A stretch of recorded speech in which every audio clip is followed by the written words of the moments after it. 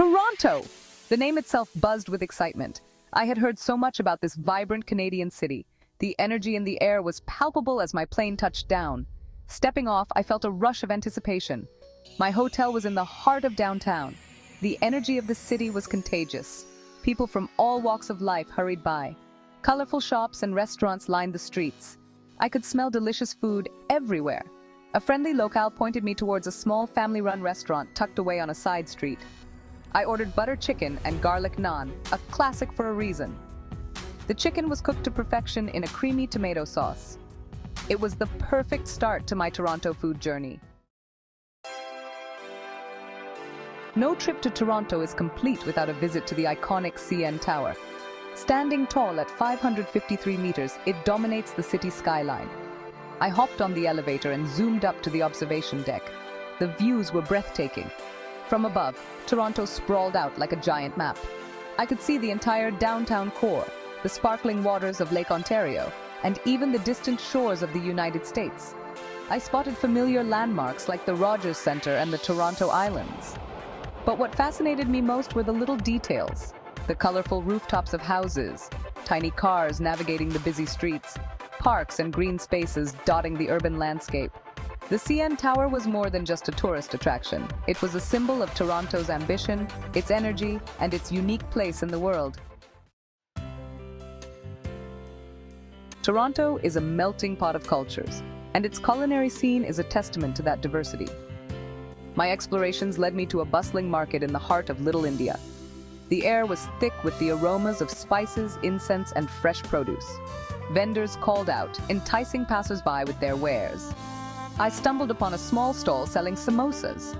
Golden brown and piping hot, they were impossible to resist. The crispy pastry, the savory potato filling, the tangy chutney, it was a symphony of textures and tastes. As I continued my culinary adventure, I sampled everything from biryani to butter chicken to tandoori naan. Each dish was a revelation, a unique blend of spices and flavors that transported me straight to the heart of South Asia. I learned about the different regions of Pakistan and India, each with its own distinct culinary traditions. Section 4. Island Escapade, a day trip to the Toronto Islands. Craving a break from the city buzz, I decided to take a ferry to the Toronto Islands. A short boat ride from downtown, the islands offered a tranquil escape from the urban jungle. As the ferry pulled away from the harbor, the city skyline receded into the distance, replaced by the peaceful waters of Lake Ontario. The Toronto Islands are a chain of small islands, each with its own unique charm. I rented a bike and set off to explore. The islands are crisscrossed with bike paths, making it easy to get around. I pedaled along the waterfront, enjoying the fresh air and the stunning views of the city skyline. I stopped for a picnic lunch on Ward's Island, the largest of the islands. The atmosphere was relaxed and family-friendly. As the sun began to set, I hopped back on the ferry, my heart filled with the peace and serenity of the islands. The city lights twinkled in the distance, a reminder of the vibrant life that awaited me back on the mainland. Section 5. History and Culture. A walk through the Royal Ontario Museum. No trip to Toronto is complete without immersing oneself in its rich history and culture. The Royal Ontario Museum, or ROM, is a treasure trove of artifacts and exhibits, showcasing everything from dinosaurs to ancient civilizations to contemporary art.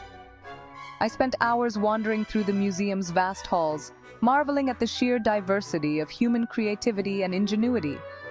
One exhibit that particularly resonated with me was the First Peoples Gallery, which showcases the art, history, and culture of Canada's Indigenous peoples.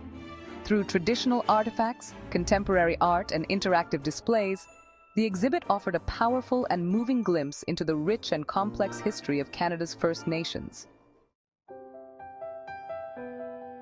Section 6. Until next time, Toronto Reflections and Fond Farewells.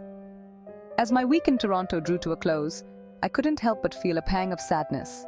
This vibrant city had captured my heart with its energy, diversity, and undeniable charm. From the soaring heights of the CN Tower to the tranquil shores of the Toronto Islands, Toronto had left an unforgettable mark on my soul. As I boarded my flight home, I knew that this wasn't goodbye, but rather a see you later. Until next time, Toronto, your vibrant spirit will stay with me always.